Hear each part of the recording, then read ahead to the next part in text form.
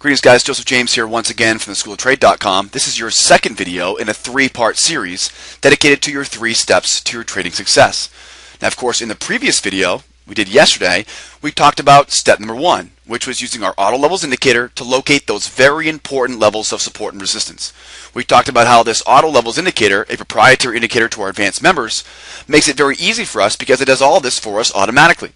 Well, once we have those important levels identified, we then watch for these simple price patterns such as the wave, the 2-step, and the breaker. So in the last video, step number 1, we talked about identifying those levels, then watching for these very important price patterns. Now in step number 2, we want to of course use our specific entry rules to identify these patterns as either being high or low probability. But before we can talk about the entry rules and how we use them, we got to know what the rules are. So let's take a look at what each individual pattern looks like. And of course our advanced members, they're going to receive a full detailed copy of our entry rules. Of course these rules are very specific, highly detailed. They tell you exactly what to do, when to do it, how to do it, and of course when to do nothing at all. Now of course in our live trade room, in the heat of the battle, we use a shorter version, which we call our cheat sheet. Now this cheat sheet is available for download, again, in our advanced lifetime membership package. You can get a copy of the cheat sheet, either email us or log into Advanced Materials and you can grab a copy of that cheat sheet. As you can see, this cheat sheet takes my very detailed specific trading rules and condenses them down into a very easy checklist for me to follow every time I look for a trade. Let's go over each one of these patterns and the rules associated with it, and we'll help you guys navigate through. Now of course I want to make sure you guys are aware of something here. When you look at each individual rule, I want you to be aware that it's loaded towards the most important first, and the last is to be the last thing you want to check. So as you work down your checklist here, you will notice that the top of the checklist is what you want to look for first. At the bottom of the checklist, that's what you look for last. So just be aware they are weighted for importance. So this of course is your wave pattern. Now again, real quick, the wave setup is a trend continuation pattern that works best on trending markets. It looks to capitalize on a moving market. So we look for swing highs, swing lows, as well as a steep slope to our trigger line for entry. Now be careful taking wave setups in low volume or sideways markets, as has a tendency to reverse direction. Now the wave setup, here are the simple rules. We want to see a breakout first, right, above or below one of those red lines, those important levels identified by our swing levels or our auto levels indicator. We want to make sure our trigger line makes a higher high or a lower low.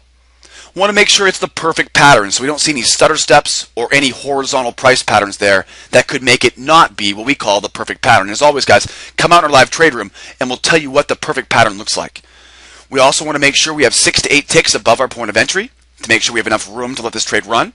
Want to check our medium time frames and our slower time frames, right, those other multiple time frames, for other levels of support or resistance that may disrupt that 6 to 8 ticks of room that it needs. We want to make sure we have a nice steep slope to our trigger line. Of course, we want to avoid trading with a flat trigger line. Remember guys, want to watch out for low volume sideways markets, and low volume sideways markets, what is a definite key indication of that? A flat trigger line. So we look for a nice steep slope to it, whether it be up or down. We want to see momentum, of course, confirming the trade. So for a long trade, momentum should be up. For a short trade, momentum should be down.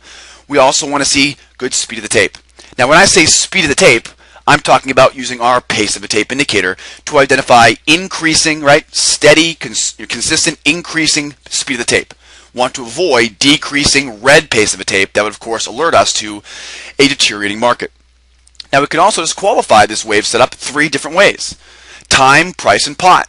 So we disqualify this trade pattern if it fails to set up in a short amount of time, so such as 5 minutes. If we see lower lows or higher highs in price that break above the swing highs or below the swing lows, that will disqualify it. And of course, if you see your pace of a tape indicator drop from green to yellow all the way down to red, which of course will signify potentially that this move is coming to an end. So 3 ways we can disqualify the trade, as well as our simple checklist of our rules. And once again guys, I look for the breakout first at the top of the list, and I look for momentum and speed of the tape at the bottom of the list last. So just before I'm about to pull the trigger, I look for momentum and the speed of the tape to confirm. That's the wave pattern. Let's keep moving. on the breaker pattern. Now the breaker pattern is a trend continuation pattern as well. It works very well on sideways and trending conditions. This entry pattern looks to capitalize on a moving market. It looks for swing highs and swing lows, and of course around those major levels of support and resistance. Now of course the breaker pattern is a lot easier than the wave pattern because it's not going to require that pullback. So the breaker pattern, we see a lot more of the breaker patterns in these choppy markets every day rather than the wave pattern. But the same basic principles. Auto levels indicator finds the levels for us, and then beware taking the breaker setup in the chop zone, meaning the center of the bracket, as well as sideways markets and low volume. So be careful inside the chop zone around the breaker setup. Let's look at some of the rules here. Now, of course, the rules on the breaker are going to look very similar to the rules on the wave. Because it's a very similar pattern, some things will be different, as you can see here right away. Rule number one, want to see a breakout first, right? A breakout either above or below those red lines on my chart, which are auto levels indicator, right, found for me automatically. Then you'll see a different rule here. We want to see a swing high or a swing low. Whereas the wave pattern, it required to have a higher high or a lower low in our trigger line. This second rule here is a little bit different on the breaker, looking for the swing high or a swing low. Want to make sure it's the perfect pattern, right? Want to make sure we don't see any stutter steps or any sideways price patterns there. Make sure we have our 6 to 8 ticks above our entry to let our trade run. Check our medium and our slow time frames to make sure nothing is in our way that will disrupt that 6 to 8 ticks, such as support and resistance levels on our medium and slow time frames. Make sure we don't have steep slope to our trigger line, right? Avoid those flat trigger lines. Momentum should be confirming our trade. And again, we want to see some steady speed of the tape. As always, we can disqualify this breaker pattern with time, right? 5 minutes or more. With price, if it makes a higher high or a lower low against the direction of our trade. Or with pot, which of course means if we see the price action slow all the way down from red, from green to yellow down to red, we then of course will know to disqualify that trade. And of course, last but not least, guys, here's our two-step pattern. Now the two-step pattern is the counter trend pattern. So it works very well on choppy, low volume sideways markets. This entry pattern looks to capitalize on a choppy market, look for swing highs and swing lows, mark with our swing indicator to identify your entry. And don't forget, you need to see follow through on the entry for a two-step. Because the two-step is a counter trend trade, we really want to make sure we pay attention to get that follow through. That will confirm the move for you. Beware taking two steps without identification of the short-term trend. Okay, so a counter trend trade, guess what? If we can't find a trend, how can we trade against the trend? So be sure to look for that trend to identify how we can take it against the short-term trend. Okay, so make sure you look for that trend there on the two-step. Now these rules are a little bit more simpler, right? First rule here, against the short-term trend, right? That's the big important thing here. For a two-step pattern, we want to make sure we first identify who has control over price.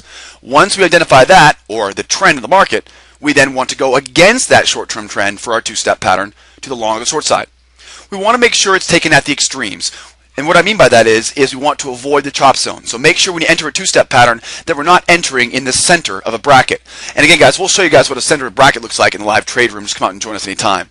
The medium and slow time frames, we want to make sure we have 6 to 8 ticks, right? 6 ticks minimum above or below my point of entry to make sure I have enough room to run. And of course, the medium and slow time frames want to make definite sure that nothing is there to hold up the trade. Momentum should be confirming my trade, either up or down, and the speed of the tape should also be consistent and increasing. As always, we can always disqualify the trade by using time, price, and pot. Now, time for a two-step is 15 minutes. So I've got to see 15 minutes or less between when the two-step sets up and when it triggers. So 15 minutes is my time limit there for the two-step. When it comes to price, of course, we see a higher high or a lower low against the direction of my trade. That, of course, will disqualify based on price. Or if we see it go from green to yellow to red on your pace of the tape indicator. All right, guys, so there are our three different market, 3 different setups, and of course using our entry rules, the breaker, the wave, and the two-step. Now guys, let's wrap it up. Step number 1 was to use our auto levels indicator to find the most important levels of support and resistance. We then wait for simple patterns to develop around those levels, such as the wave, the breaker, and the two-step. Now we check our detailed and specific entry rules here in step number 2 to identify the pattern as either being high or low probability. If the trade does not meet our entry rules criteria, we avoid the trade altogether and look for a two-step counter trend reversal in the opposite direction. So if you find yourself where the trade does not meet your criteria, look for that two-step pattern, especially if you're looking for a breaker or a wave. Always look for a two-step. And of course, if it does meet our entry criteria, we'll then move to step number 3, which is to look for confirmation.